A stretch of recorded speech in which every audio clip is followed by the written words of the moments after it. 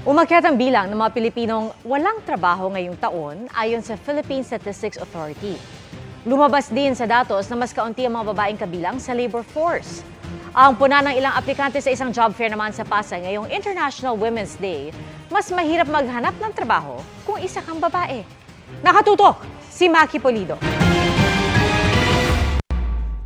Sa gitna ng mataas na mga bilihin at bayarin, ang pagtaas ng bilang ng mga Pilipinong nawalan ng trabaho nitong January 2024. 4.5% ang unemployment rate noong January 2024 kumpara sa 4.2% noong October 2023 batay sa Labor Force Survey ng Philippine Statistics Authority. Sa datos ng PSA mula sa 2.09 million noong Oktubre, umakyat ang bilang ng mga walang trabaho sa 2.15 million. Dumami rin ang mga underemployed o yung mga naghahanap ng dagdag na trabaho o dagdag na oras ng trabaho para may dagdag kita.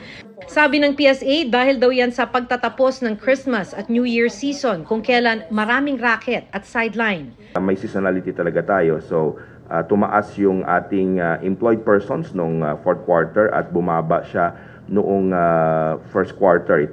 Sa labor force participation noong January 2024, 72.9% ay mga lalaki, 49.3% lang ang mga babae. Sa historical data ng PSA, tumataas lang ang bilang ng mga babaeng nagkakatrabaho kung may mga racket o sideline bago magpasko. Tumataas lang ito, may mga additional lang yan, kadalasan pag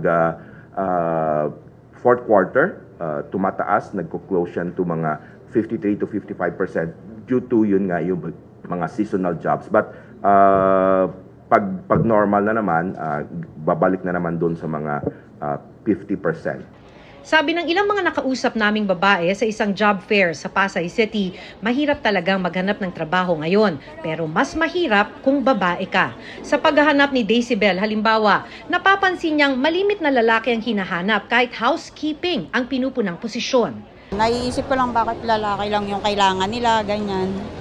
Kung kaya naman po ng babae. Suspetsya naman ni Rhea, hindi siya natanggap ng mag-apply bilang call center agent dahil may mga anak siya. Kagaya ko nung nakaraan, tinanong ako, sabi nga, sino po mag-aalaga sa mga anak mo if ever na ma-hire ka? Tapos sabi ko, meron naman po akong kasama sa bahay. Ayun, ayaw pa rin nila. Ginagalang daw ng Department of Labor and Employment ang prerogative ng mga kumpanya sa pagpili ng mga kukunin nilang empleyado. Pero wala raw dapat diskriminasyon. Kung kwalipikado, hindi raw dapat maging batayan sa hiring ang gender, status o edad. Para sa GMA Integrated News, Maki Pulido, nakatutok, 24 oras.